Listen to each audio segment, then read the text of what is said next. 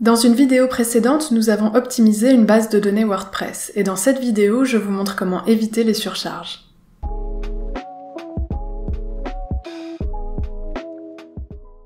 Bonjour, c'est Nora, et sur cette chaîne, je vous aide à optimiser votre site WordPress.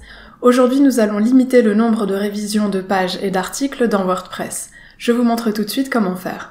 Avant de limiter le nombre de révisions WordPress, je vais vous montrer ce que sont les révisions parce qu'elles ont leur utilité. Ici, j'ai créé un article, j'ai commencé par lui donner un titre et ensuite j'ai publié. Puis j'ai ajouté un paragraphe, j'ai mis l'article à jour, j'ai ajouté un second paragraphe, j'ai mis l'article à jour, et ainsi de suite. Je me retrouve donc avec 5 révisions de cet article. Chaque fois que je mets à jour, une révision est enregistrée. Si je clique sur ce menu, je vais pouvoir accéder aux versions successives de mon article. À droite, j'ai la version la plus récente avec les paragraphes que j'ai ajoutés en vert et à gauche la version précédente. Quand j'enlève des éléments, ils se retrouvent en rouge dans la version précédente. J'ai également la possibilité de voir quand l'article a été modifié ou quand le contenu a été modifié.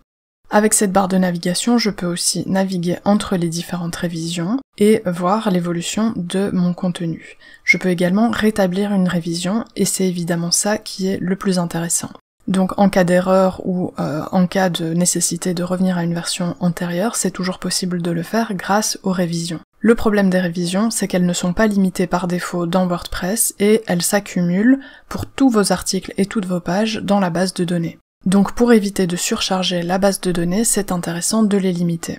Mais ce sera à vous de déterminer le nombre de révisions que vous devez garder pour la façon dont vous travaillez, pour votre utilité. Pour limiter les révisions, je vais simplement ajouter une ligne de code à mon fichier de configuration. Le fichier de configuration, c'est wp-config.php et vous pouvez y accéder dans le dossier racine de votre site. Il faudra donc vous connecter à votre serveur via FTP ou via le gestionnaire de fichiers de votre hébergeur. J'ai ouvert mon fichier wp-config.php dans un éditeur de texte. Le vôtre devrait ressembler à ceci également.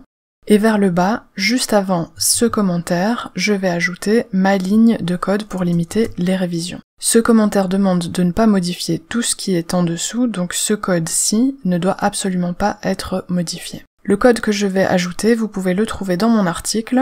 Je vous ai mis le lien en barre de description, il suffit de copier cette ligne de code et de l'ajouter dans votre fichier. Je vais donc l'ajouter à cet endroit, et telle quelle, cette ligne de code me permet de conserver 5 révisions de mes pages et de mes articles.